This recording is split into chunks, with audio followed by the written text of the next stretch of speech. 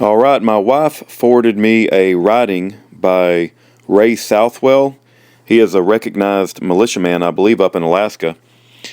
And I just want to read it. It's very powerful, and I'm in agreement with it. And the title is In Support of Schaeffer Cox. When reviewing the circumstances of Cox's corrupt conviction, one must start with the governmental department involved with the corruption and their history, as well as those who perpetrated the false circumstances surrounding Cox's conviction. The department involved is the Department of Justice. My memory of history dealing with the Department of Justice goes back to the murder of an individual named Vicki Weaver. She was shot and killed while holding her baby. This was called the Ruby Ridge Incident. This governmental behavior, along with the Waco incident, would lead me and others in Michigan to exercise our constitutional right of forming a militia in 1994.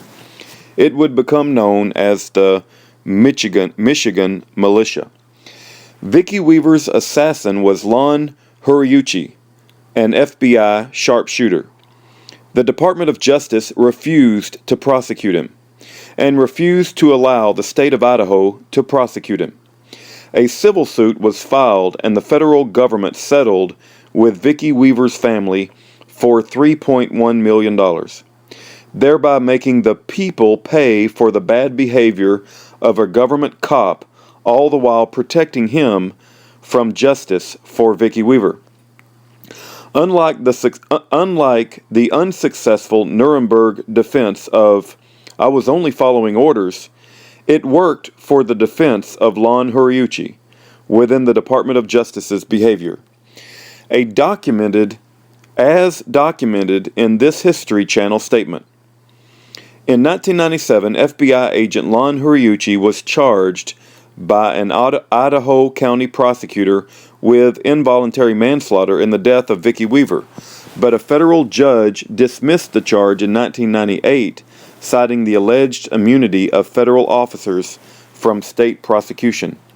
So it was no surprise to me when the Department of Justice refused to allow Alaska to prosecute Bill Allen, key witness in the corrupt conviction of Alaska's Senator Ted Stevens. For it was alleged that Bill Allen was involved with underage prostitution and was apparently promised immunity if he helped convict Senator Ted Stevens. Read about it here. And then he provides an article to ADN.com. Ted Stevens was one of my senators from Alaska. He was corruptly convicted by the Department of Justice. Senator Ted Stevens' lead attorney was Rob Carey, a private man, well respected in his chosen profession.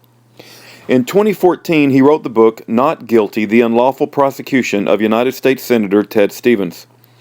He did not want to write it, but after Senator Ted Stevens' tragic death in a plane crash, his wife, Catherine Stevens, convinced Carey to write the book.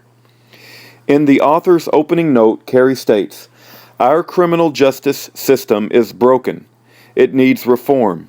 United States versus Stevens is a textbook example of what can go wrong in a criminal case.